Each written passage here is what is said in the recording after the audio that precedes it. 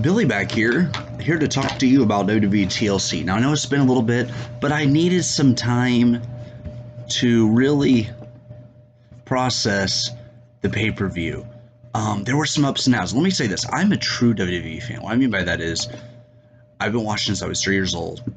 I buy tickets to events. I go to some shows here and there when I have the chance. I buy the T-shirts. I'm not an internet fan. In fact, I hate the internet for wrestling. Here's why. I've said this before and I'll say it again. In wrestling, you're either going to get a pinfall, submission, count out, or disqualification. That's it. So out of, say, 200 predictions for a one-on-one singles match, there's only so many things that could be true. So this is the time I really don't read the internet because it spoils Royal Rumble returns.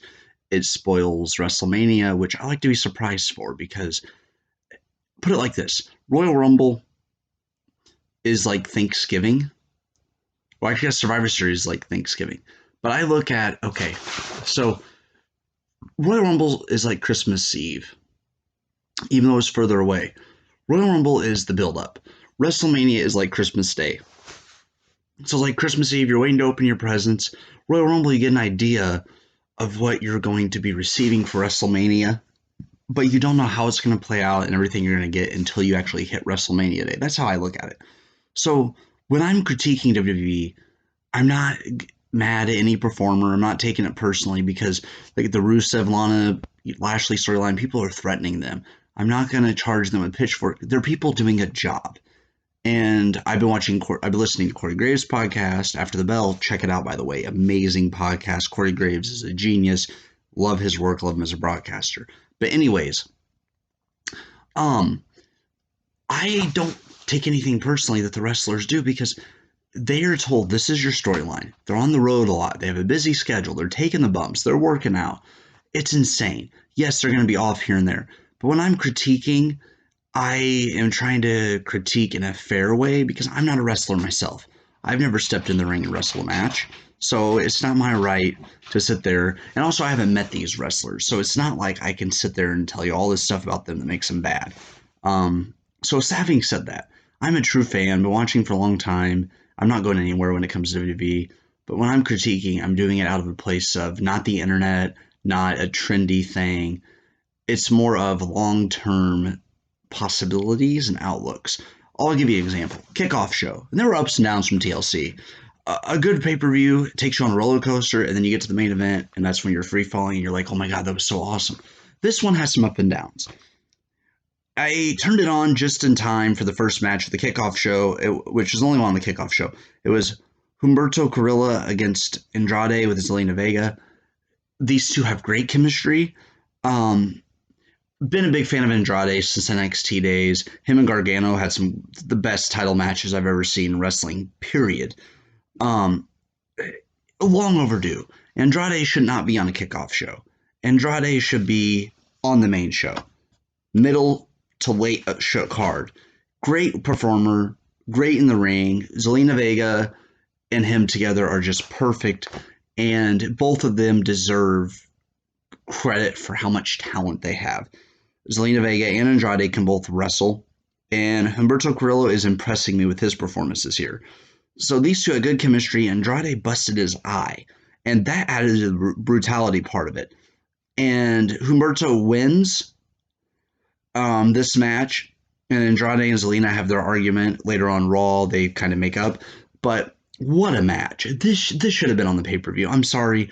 These two guys and Zelina, they deserve the main show of every pay-per-view they're on because they're that good. I don't know how or why they are being overlooked, and they're out there doing their job, and they're being professional about it, but you know that Andrade can main event. He has that look. He has the ability. He is great. So I say Andrade needs to use better. Good match. Good way to kick off everything. Now we go to the start of the pay-per-view. New Day defended the tag team champions against the Revival. Two great teams. We had 19-minute match here. Back and forth they went. Great match spots. Big E doing that spear on the apron every time I hold my ribs. Not because it hurts me, but God, that's got to hurt. And it's got to hurt both of them because that fall they're taking has got to knock the wind out of them. What a match.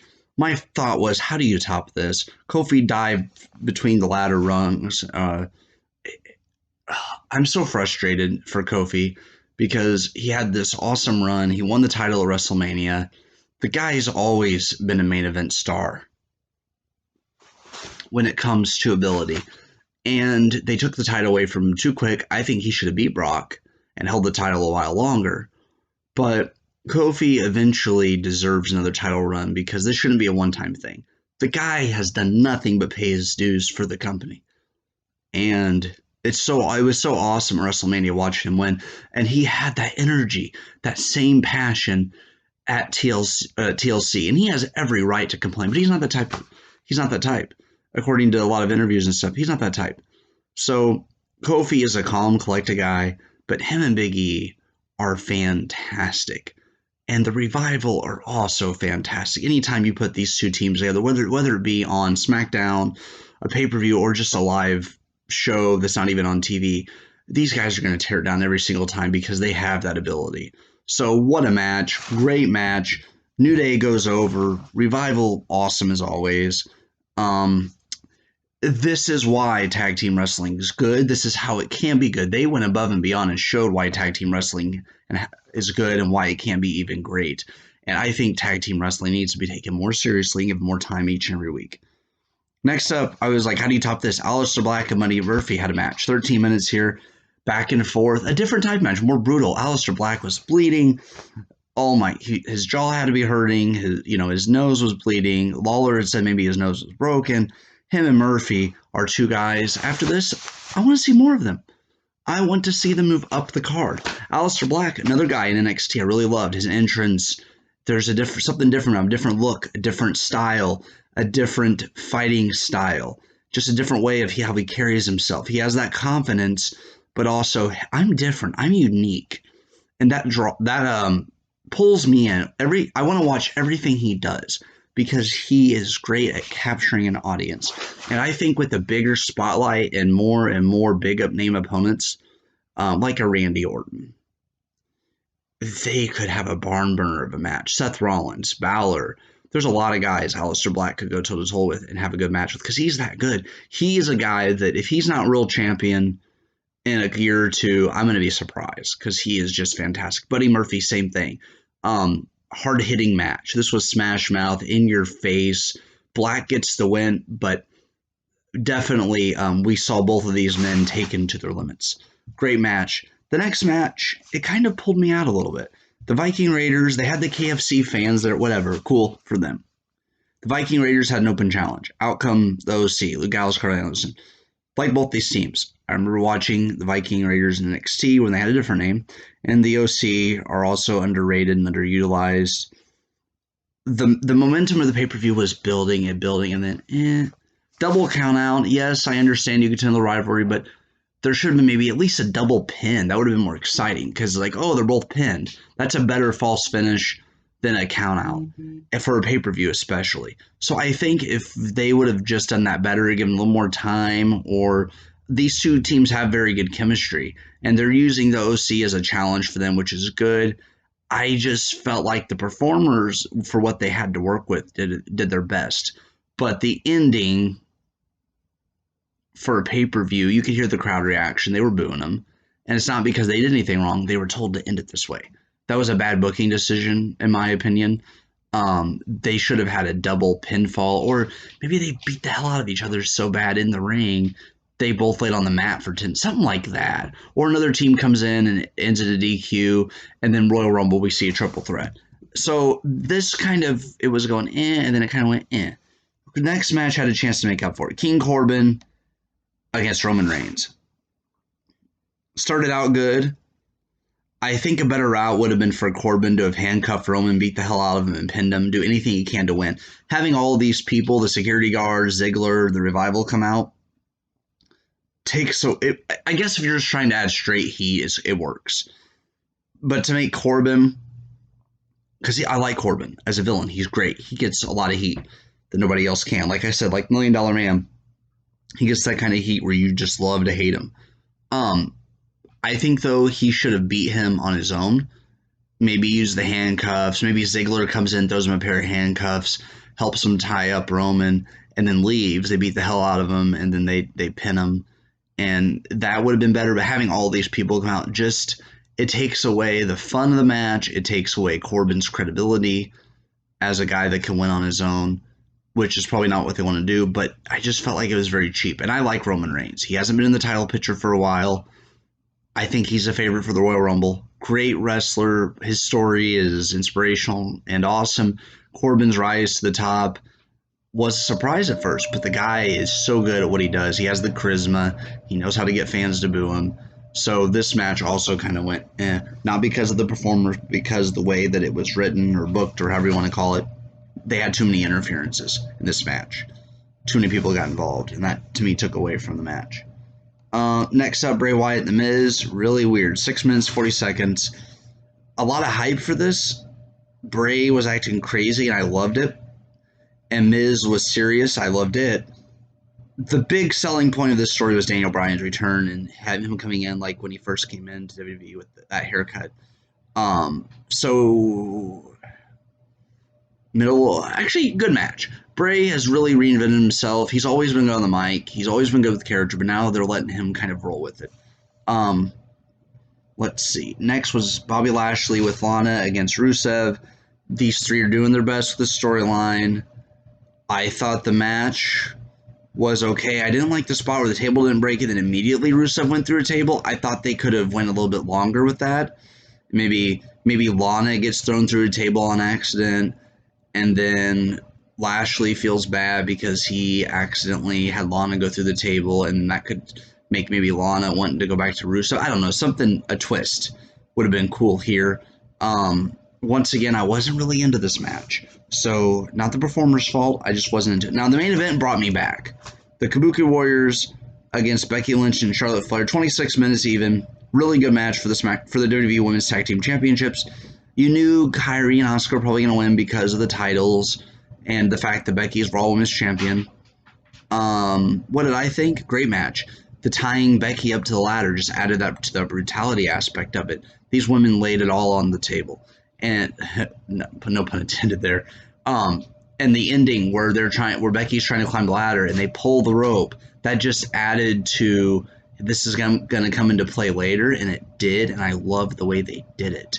They made something that worked for one person work for that one person. The rope came in favor for Asuka and Kairi Sane, but not for Becky and Charlotte, and I love that part of the story. It also keeps Becky and Charlotte somewhat divided. They looked very cohesive here, but it made them storyline-wise look like they still don't like each other, even though they're good friends. In real life. I enjoyed this match. Asuka and Kairi get the win here. Very interested to see what happens in Royal Rumble. The only issue, there's a couple of things I think that could have made this pay-per-view even better. A Bayley match. Or a Sasha match. Here's why I say that. And Bayley and Sasha, this is funny for me to say, but of the four horsewomen, Sasha's my favorite. And then, I like all four of them, but Sasha's always been my favorite. And I feel like Bayley is finally getting a little bit of the credit she's long overdue. But keeping your SmackDown Women's Champion off of the pay-per-view is bad. And it's not Bayley's fault. They should have given Bayley even a 10-15 minute match because she's great. She's always been great. She just goes out there and does her own thing and is great at it. She can deliver with the good guy, with the bad guy. NXT, her and Sasha put on, to me, in my opinion, the best women's match. Maybe even one of the best. Actually, when I tell people the best matches of all time, I take Taker and Shawn at WrestleMania 25 and Bayley and Sasha at TakeOver in the Iron Woman match because they have good chemistry. I would love to see Sasha and Bayley in WrestleMania next year, this coming year, for the SmackDown Women's Championship. But Bayley needed to have something here for being one of the champions. They robbed her of an opportunity. Also Nakamura, because he's champion too. They didn't put him on there. But I feel like they definitely would have had a better card with Bayley here. It could have been in the middle of the show, but she should have wrestled somebody here. I know they're probably setting up Bayley and Lacey Evans or Royal Rumble, but the woman does not get the respect or the credit she deserves. It's always Bayley does this wrong. But no, she doesn't do anything wrong. The fact is that she's awesome, and you need to accept her for who she is. And I feel like that she is underutilized. She is the most underutilized champion on the roster right now because she is so good, but they don't allow her to be good when we know she is. Go back and watch your NXT tapes. Go back and watch some of her Raw matches.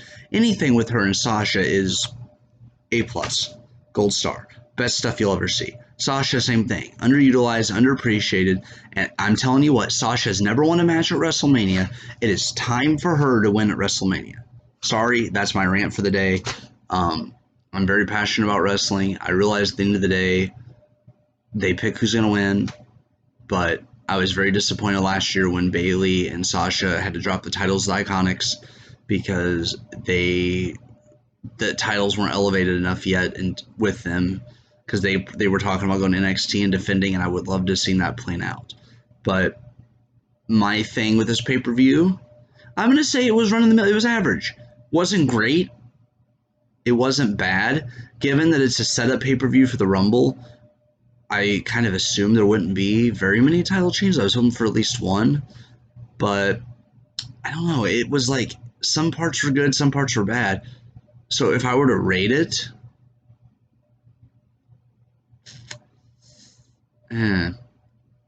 I would give it like a 3.5. Better, a little bit better than just 3. 3 to me would be average. A little bit better than average. A little bit better than average, but not great. Not, I want to go back and rewatch this pay-per-view. If anything, I would go back and watch the New Day tag match. I would go back and watch the Aleister Black match with Buddy Murphy, and I would watch the Kabuki Warrior match. Everything else, I probably would not give it a rewatch. Maybe the kickoff show match with Humberto Carrillo and Andrade. But yeah, good, okay show overall. Better than 2.5, I would say would be average. Right in the middle.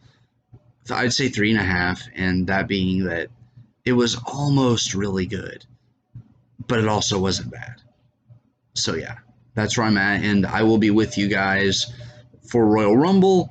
My friend, as long as I'm off, my friend Brian and I will be watching it live, and we will be doing a pre-show and post-show video for you guys, and I will also be getting Jack's predictions via text or phone call prior to the event, and I will write his stuff down. And for fun, we always kind of keep track of Royal Rumble and WrestleMania, so who gets the most points, just for fun.